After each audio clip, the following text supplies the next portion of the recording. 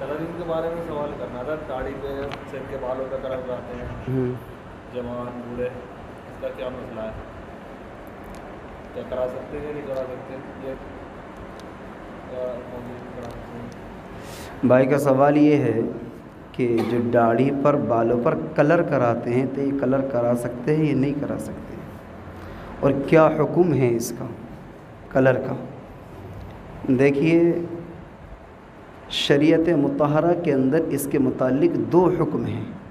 Number 1 حکم تو یہ ہے, ایسا کلر جس کی پرت جمتی ہو, جس کی پپڑی جمتی ہو, جس سے بالوں کے اوپر ایک ایسی پرت جم جائے جو بالوں تک پانی نہ پہنچنے دے, وہ کلر درست نہیں ہے. اس لیے کہ وہ غسل کے لیے بھی مانع ہے اور وضو کے لیے بھی مانع ہے. وضو کو بھی, اور حکم یہ ہے کہ جہاں جس جگہ کو دھویا جائے, اگر غسل فرض ہے تو جب تک ایک ایک بال برابر بھی جگہ خشک رہ گئی تو غسل نہیں ہونے کا, اور وضو ہے تو وضو میں بھی یہی حکم ہے. اگر ایسا کلر ہوگا تو پھر نماز بھی نہیں ہوگی, وضو بھی نہیں ہوگا, غسل بھی نہیں ہوگا. نمبر 2, پھر کیا کیا جائے؟ فرمائیں کہ حکم یہ ہے کہ مہندی وغیرہ لگانے کی اجازت ہے. یہ ایسا کلر کی اجازت ہے بس صرف جس سے پرت نہ جمتی, جو مانع وضو یا مانع غسل نہ ہو. یہ حکم ہے اس کے متعلق. 2 باتیں ذکر کرتے ہیں. اور کوئی سوال کسی ساتھی کو؟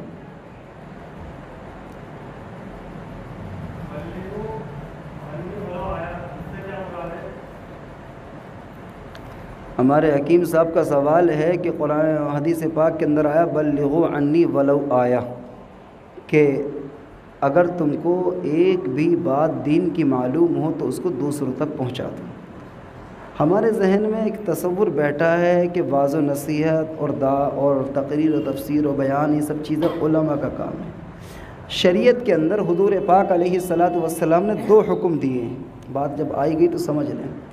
آقا علیہ الصلاۃ والسلام نے یہ ارشاد فرمایا, من رآ منکرا فلیغیرہ بیدی, من رآ منکم منکرا فلیغیرہ بیدی, فإن لم یستطع فبلسانی, فإن لم یستطع فبقلبی, وذلک اضعف الایمان. یوں فرمایا حضرت ابو سعید خدری رضی اللہ عنہ اس حدیث کے راوی, جب تم میں سے کوئی انسان کسی برائی کو ہوتے ہوئے دیکھے تو اس کو اپنے ہاتھ سے روک دے, اتنی طاقت نہ ہو تو زبان سے روک دے, اور یہ بھی نہ ہو تو کم سے کم دل میں ایک برا جان ہے, یعنی اس میں شرکت نہ کرے. ایک بات ہو گئی. دوسری بات, دوسرا حکم یہ آیا کہ اگر تمہیں کوئی برائی نہ دیکھو لیکن تمہیں ایک بات معلوم ہے. دین کی بات 2 طرح کی ہوتی ہے.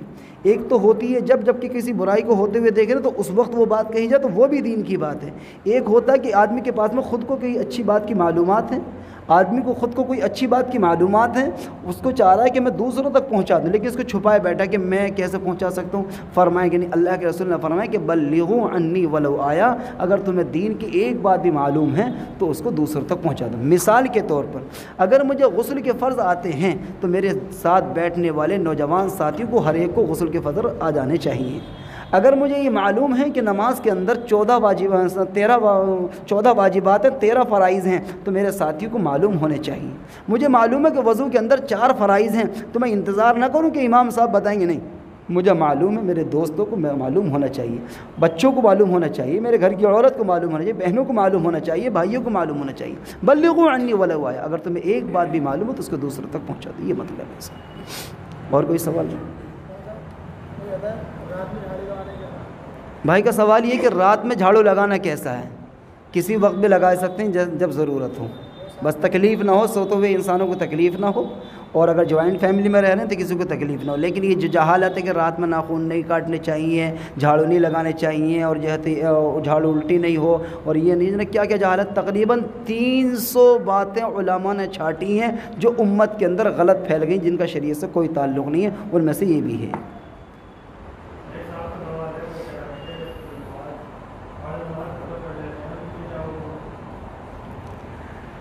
بھائی کا سوال یہ ہے کسی صاحب کا کہ جو لوگ گھر پہ فرض نماز ادا کرتے ہیں ان کے لیے کیا حکم ہے؟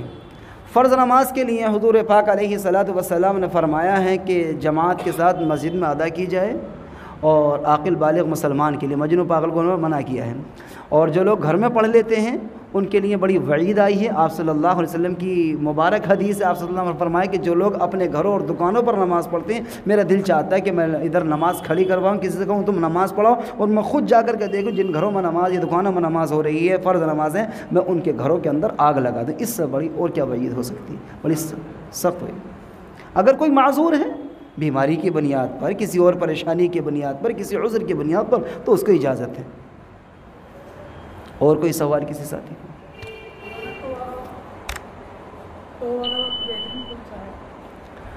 بھائی کا سوال یہ ہے کہ توبہ کا بہترین وقت کون سا ہے؟ توبہ کے 2 وقت بہترین ہیں۔ نمبر 1 تو یہ ہے کہ جب اللہ انسان کے دل کے اندر اس کے گناہوں کی ندامت اور شرمندگی ڈال دے اور احساس گناہ ہو جائے، کہیں بیٹھے بیٹھے نماز پڑھتے تو فوراً جو توبہ کی جائے گی ندامت کے ساتھ، شرمندگی کے ساتھ، ڈر کے ساتھ، ایک تو بہترین وقت وہ ہے۔ دوسرا وقت وہ ہے کہ جو تہجد کا وقت ہوتا ہے، اس وقت میں اللہ کے یہاں سے اعلان ہوتا ہے حل من مستغفر، ہے کوئی اپنے گناہوں کی معافی چاہنے والا، اس کے گناہوں کو معاف کر دے۔ یہ 2 وقت اچھے ہوتے ہیں توبہ کے لیے۔ اور کوئی سوال کسی ساتھی کو؟ جیسے کہ ہم لوگ زکوٰۃ دیتے ہیں رمضان، جیسے کہ رمضان پہ وہ بنا لیا، تو زکوٰۃ رمضان میں ہی دینی چاہیے رمضان سے؟ بھائی کا سوال یہ ہے کہ اکثر معمول یہ بنا لیا کہ زکوٰۃ کی رقم رمضان میں ہی نکالتے ہیں، کہ رمضان میں ہی ضروری ہے، دوسرے علاوہ بھی مہینوں میں دے سکتے ہیں؟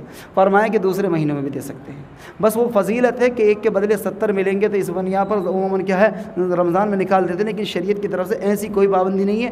بہترین وقت یہ ہے کہ رمضان سے پہلے نکالی جائے، اس لیے کہ یہ ہے کہ آپ صلی اللہ علیہ وسلم نے فرمایا کہ شب برات کی رات کے اندر کیا بہت سے امور لکھے جاتے ہیں، اس لیے شب برات کی رات میں کیا ہے اس سے پہلے اپنے سارے معاملات کو صاف کر لی، جس سے اس سے لے لیجیے، جس کا اس کو دے دیا جا کر وسعت دی اللہ تعالیٰ نے۔ اور کوئی سوال؟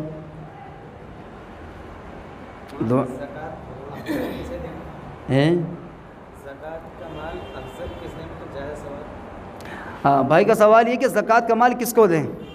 قرآن کریم کے اندر 8 مصارف رکھے ہیں، انشاءاللہ اس کے متعلق آئندہ ہفتے بتائیں گے درس میں، وقت زیادہ ہو رہا ہے میرا سوالات سے بھی، اور بس اتنی سی بات میں بتا رہا ہوں، زکوٰۃ اپنے قریبی رشتہ داروں میں دیکھنا چاہیے، اس کے بعد میں پھر پڑوسیوں میں، پھر محلے والوں میں، پھر اس طرح سے آگے بڑھنا چاہیے، اور تفصیلی گفتگو اس کے متعلق آئندہ ہفتے، اس لیے کہ 35 منٹ۔ روزے میں سر میں تیل ڈالنا، سرما لگانا، ناخن تراشنا، یہ سب کیسا ہے؟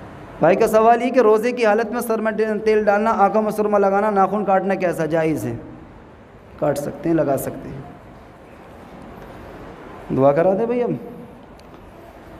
اللہم صلی علی محمد وعلی آل محمد کما صلیت علی ابراہیم وعلی آل ابراہیم انک حمید مجید، اللہم بارک علی محمد وعلی آل محمد کما بارکت علی ابراہیم وعلی آل ابراہیم انک حمید مجید، ربنا ظلمنا انفسنا وان لم تغفر لنا وترحمنا لنکونن من الخاسرین۔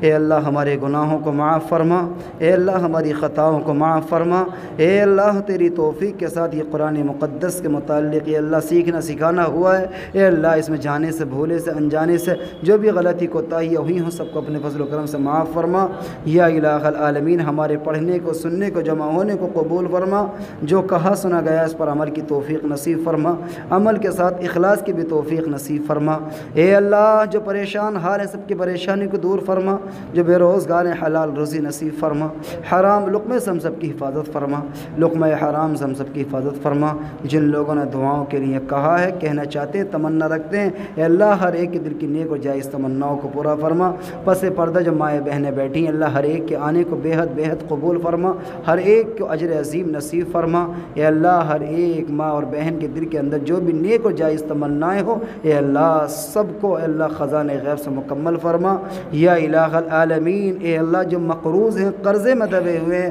ہر ایک کی ادائیگی کی صورت خزانہ غیب سے پیدا فرما، یا الہ العالمین اے اللہ جو بچیاں اے اللہ جوان ہیں، رشتوں کی تلاش ہے، اے اللہ ان کے مناسب رشتے عطا فرما، یا الہ العالمین جن کے رشتے ہو چکے ہیں خزانہ غیب سے نکاح کے انتظامات پیدا فرما، یا الہ العالمین اے اللہ جو بیمار ہیں سب کو شفا جسمانی و روحانی نصیب فرما، سب کو شفا کلی نصیب فرما، جتنے بھی مسلمان بھائی مرد عورتیں اس دنیا سے جا چکے ہیں سب کی قبروں کو نور سے منور فرما، سب کی مغفرت کے فیصلے فرما، سب کو جنت الفردوس میں داخلہ نصیب فرما، یا الہ العالمین جب تک زندہ رکھ اپنے پیارے حبیب حضرت محمد الرسول اللہ صلی اللہ علیہ وسلم کے طریقے پر زندہ رکھ، جب خاتمہ ہو ایمان کے اوپر پر خاتمہ نصیب فرما، موت کا وقت کلمہ شہادت نصیب فرما، شہادت کی موت نصیب فرما، اچانک کی موت سے حفاظت فرما، حادثات کی موت سے حفاظت فرما، ایمان پر خاتمہ نصیب فرما، ایمان پر خاتمہ نصیب فرما۔